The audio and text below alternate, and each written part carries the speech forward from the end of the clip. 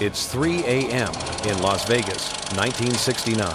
The Caesars Palace parking lot is empty, except for 2 cars and 1 man bleeding on the concrete. Frank Sinatra is on his knees.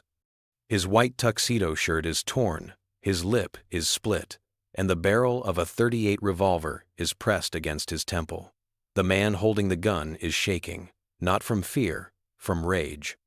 He's owed money by the wrong people, and tonight, he's decided that Frank Sinatra is going to pay for someone else's sins. Frank doesn't beg, he doesn't negotiate. He just looks up at the gunman and says one name, a name from 15 years ago, a name that shouldn't mean anything anymore. But when Frank says it, the gun lowers, the man steps back. And Frank Sinatra walks away from death because of a debt he paid in secret when nobody was watching. This is the story of how kindness, buried and forgotten, came back to save the king. To understand what happened in that parking lot, we have to go back to Hollywood in 1954. It was the year Frank Sinatra was supposed to die. Not literally, professionally. His career was in ruins. The Bobby Soxers, who had screamed his name in the 1,940 seconds, had grown up and moved on. His voice, strained from years of abuse and cigarettes, had lost its silky power. Columbia Records had dropped him. His agency, MCA, had dropped him. His wife, Ava Gardner, was leaving him. Frank Sinatra, the man who had once been the biggest star in America, couldn't get arrested in Hollywood. He was drinking too much. He was fighting too much. He was making enemies everywhere he turned because when Frank felt cornered, he lashed out. And in 1954, Frank felt very cornered. But then came the miracle. From Here to Eternity, the role of Private Maggio. Frank had begged for that part. He had taken a salary cut from $150,000 to $8,000 just to get it. And when he won the Academy Award for Best Supporting Actor, the world remembered why they had loved him in the first place. By 1955, Frank Sinatra was back. Capitol Records signed him. His albums were selling again. The Rat Pack was forming. Las Vegas was calling. But Frank never forgot how it felt to be down. He never forgot the taste of failure, the humiliation of being ignored by people who used to kiss his ring, and he never forgot the men who kicked him when he was down. One of those men was a singer named Vincent Caruso. Vincent Caruso was everything Frank Sinatra hated. He was younger, he was handsome, and in 1954, when Frank was struggling, Vincent was rising. He had a smooth baritone voice, a full head of dark hair, and the kind of easy charm that made women swoon. The press called him the next Sinatra. Vincent loved that comparison. He leaned into it. He gave interviews where he talked about how Frank's style was dated, how the crooner era was over, how America needed fresh blood. He even recorded a song called Old Blue Eyes Blues, a thinly veiled mockery of Frank's signature style. Frank heard about all of it, every jab, every insult, and he remembered. In Hollywood, Frank Sinatra was known for 2 things, his voice and his grudges. He kept mental ledgers of everyone who had ever wronged him, and he waited, sometimes for years, to settle the score. Vincent Caruso's name was written in that ledger in bold letters. But here's what nobody knew. Here's what the gossip columns never reported. In the spring of 1954, at the lowest point of Frank's career, something happened that would change everything. Frank was sitting in a back booth at Patsy's Italian restaurant in New York. He was alone, nursing a glass of Jack Daniels, avoiding the pitying glances of the waiters who remembered when he used to own this town. The door opened. A man walked in. He was pale, sweating, and his hands were shaking. It was Vincent Caruso's brother. His name was Anthony, and he looked like a man who had seen his own grave. Anthony didn't know Frank was there. He walked to the bar, ordered a whiskey, and drank it in one gulp. Then he ordered another. Frank watched him. Something was wrong. Very wrong. Frank called the bartender over. He asked about the man at the bar. The bartender leaned in and whispered, "That's Anthony Caruso, Vincent's brother. Word is, he's in deep with some bad people. Gambling debts, the kind you don't survive." Frank should have smiled. This was perfect. Vincent Caruso, his rival, his enemy, was about to lose his brother to loan sharks. It was poetic justice, karma. the universe balancing the scales. But Frank didn't smile. He watched Anthony Caruso order a third drink with trembling hands. He watched a young man who was probably going to be dead by the end of the week, and he thought about his own brother, about family, about what it meant to be desperate with nowhere to turn. Frank stood up. He walked to the bar. He sat down next to Anthony Caruso. The younger man looked up, confused. He recognized Frank immediately. Everyone did. "Mr. Sinatra," Anthony stammered. "I'm sorry, I didn't see you. I'll leave." "Sit down," Frank said. His voice was quiet, but firm. "How much do you owe?"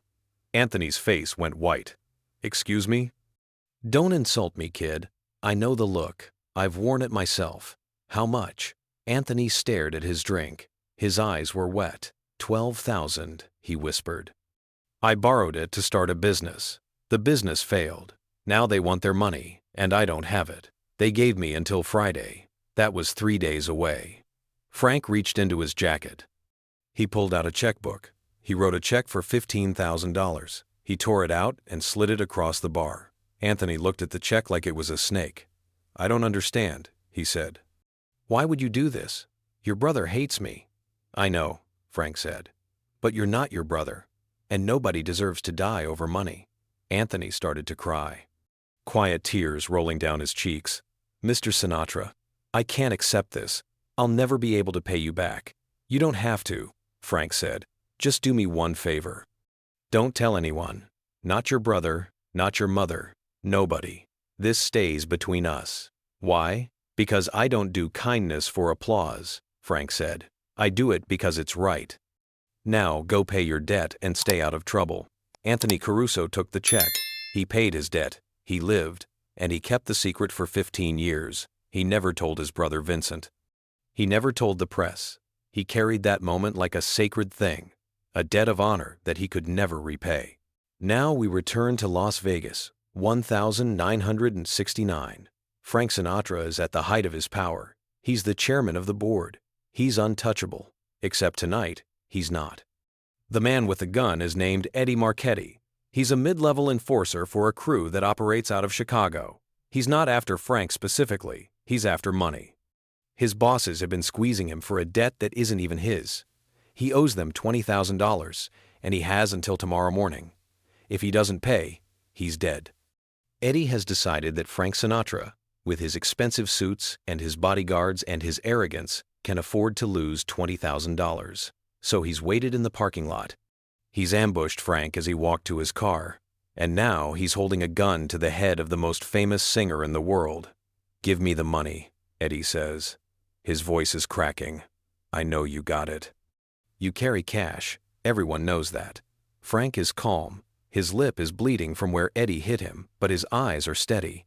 "Kid," Frank says, "you don't want to do this." "Shut up," Eddie snaps. "You don't know what I want. You don't know what it's like to be desperate." Frank looks at him.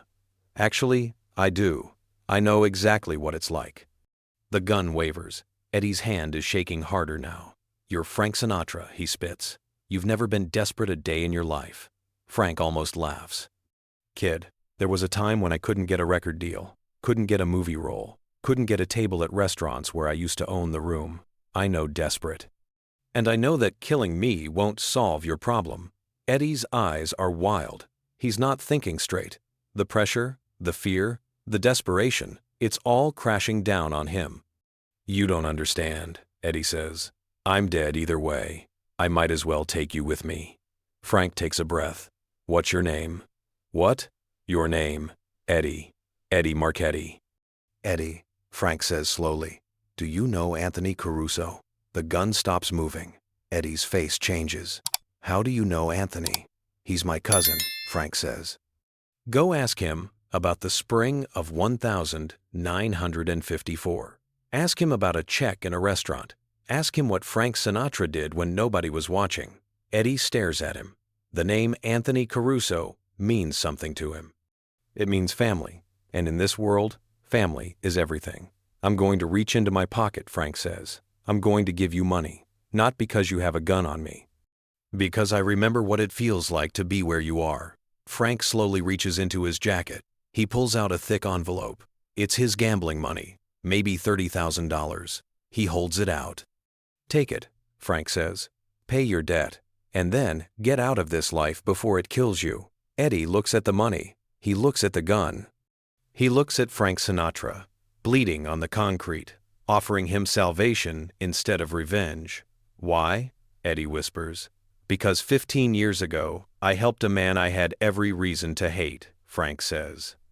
And tonight, I'm hoping that kindness comes back around. Eddie takes the money. He lowers the gun. His eyes are wet. I'm sorry, Eddie says. His voice is broken. I'm so sorry. Go, Frank says. Before we both regret this night, Eddie Marchetti disappears into the darkness. Frank Sinatra stands up, brushes off his tuxedo, and walks to his car. His hands are shaking now. The adrenaline is hitting him, but he's alive. The next morning, Frank received a phone call. It was Anthony Caruso. Frank hadn't spoken to him in 15 years. Mr. Sinatra, Anthony said, his voice thick with emotion. Eddie called me. He told me what happened. He told me what you did. I never forgot what you did for me, and now you've saved another member of my family. Frank was quiet for a moment. How's your brother? Anthony laughed softly. Vincent, he's fine. Still singing. Still talking about how he's better than you. He doesn't know, does he? Frank asked. No, Anthony said. He never will, unless you want me to tell him. Frank thought about it. All those years of rivalry, all those insults, all those grudges. He could expose Vincent's hypocrisy. He could humiliate him with the truth. But what would be the point? No, Frank said. Some things are better left in the dark. That's the only place they grow. Word spread quietly through certain circles that Frank Sinatra had been attacked and had walked away. Nobody knew the full story. The official version was that Frank had talked his way out of trouble, which wasn't far from the truth. Eddie Marchetti left Las Vegas that week. He used some of the money to pay his debts and the rest to start over in Florida. He never worked for the mob again. He opened a small restaurant. He named it Patsy's South, after the place where kindness had first been planted 15 years before. Frank never went there. But every Christmas, until the day he died, Eddie Marchetti sent a card to Frank Sinatra's home. It always said the same thing: thank you for seeing a man instead of a problem. Here's what nobody tells you about kindness. It doesn't work on a schedule.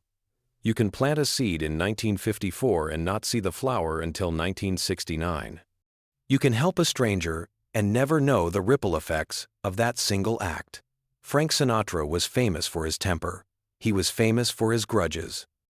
He was famous for being difficult, demanding, and dangerous when crossed. But he was also capable of extraordinary generosity when no one was watching. The check he wrote for Anthony Caruso wasn't a publicity stunt. It wasn't a calculated move. It was a man who remembered what it felt like to be desperate, reaching out to another desperate man. Most of us will never have a gun pressed to our temple. Most of us will never need a miracle at 3 a.m. in a parking lot. But all of us will have moments when we can choose kindness over indifference. When we can help someone who can't help us back. When we can plant a seed that we may never see bloom. Frank Sinatra taught us that power isn't just about who you can destroy. It's about who you can save. And sometimes, the person you save comes back to save you. This is the story they never put in the biographies. The story of a secret check, a forgotten debt, and a night when kindness returned with interest. This was Frank Sinatra, Legacy Confidential. If this story changed how you see the chairman of the board, hit that like button. Share it with someone who needs to hear that kindness matters. And subscribe, because we're just getting started. There are stories about Ava, about the Kennedys, about the night Frank walked away from everything. You don't want to miss what's coming next. Leave us a comment. What's the kindest thing someone ever did for you when you were at your lowest? And did you ever get the chance to pay it forward? Until next time, keep swinging, Pally.